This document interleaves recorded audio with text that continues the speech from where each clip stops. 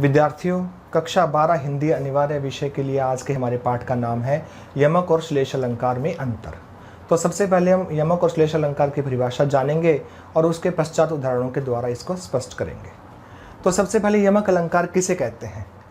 काव्य में जहाँ किसी शब्द की आवृत्ति 2 या 2 से अधिक बार हो तथा प्रत्येक बार उसका अर्थ भिन्न हो, वहाँ यमक अलंकार होता है। जैसे कनक कनकते 100 गुनी मादकता अधिकाय। यहाँ कनक शब्द 2 बार आया है और दोनों ही बार उसका अलग अलग अर्थ निकलता है। कनक शब्द का एक अर्थ है स्वर्ण और कनक शब्द का दूसरा अर्थ है धतूरा। इस प्रकार इस पूरी पंक्ति का अर्थ ये हुआ कि स्वर्ण में धतूरे से 100 गुना अधिक मादकता पाई जाती है। यमक अलंकार का एक अन्य उदाहरण लेंगे कि 3 बेर खाती थीं वे 3 बेर खाती हैं। यहाँ बेर शब्द भी 2 बार आया है और दोनों ही बार उसका अलग अलग अर्थ निकलता है। बेर शब्द का एक अर्थ है बार और बेर शब्द का दूसरा अर्थ है बेर नाम का फल।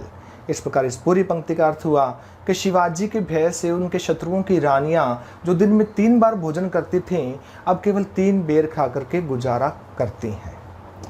अब इसके पश्चात आते हैं श्लेष अलंकार पर कि श्लेष अलंकार किसे कहते हैं। काव्य में जहाँ कोई शब्द केवल एक ही बार आए परंतु प्रसंगानुसार उसके एक से अधिक अर्थ हों, वहाँ श्लेष अलंकार होता है। जैसे पानी गए न उभरे मोती मानुष चून।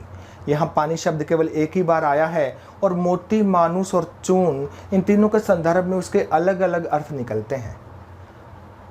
मोती के संदर्भ में पानी का अर्थ है चमक, मानुष के संदर्भ में पानी का अर्थ है प्रतिष्ठा और चून यानी आटे के संदर्भ में पानी का अर्थ है जल। इस प्रकार इस पूरी पंक्ति का अर्थ हुआ कि पानी का नाश हो जाने से मोती मानुष और चून किसी काम के नहीं रहते। श्लेष अलंकार का एक अन्य उदाहरण लेंगे कि बलिहारी नृपकूप की गुण बिन बूंद न देही। इस पंक्ति में भी गुण शब्द केवल एक ही बार आया है और नृप और कूप दोनों के संदर्भ में उसके अलग अलग अर्थ निकलते हैं। नृप यानी राजा के संदर्भ में गुण का अर्थ है सद्गुण और कूप यानी कुएं के संदर्भ में गुण का अर्थ है रस्सी।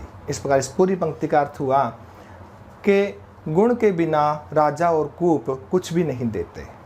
तो विद्यार्थियों, इस पूरे वर्णन से यह स्पष्ट है कि यमक और श्लेष दोनों ही अलंकारों में शब्द के अनेक अर्थ होते हैं। मुख्य अंतर यही है कि यमक अलंकार में एक शब्द अनेक बार आता है और उसके भिन्न भिन्न अर्थ होते हैं, जबकि श्लेष अलंकार में शब्द केवल एक ही बार आता है और प्रसंगानुसार उसके अलग अलग अर्थ निकलते हैं।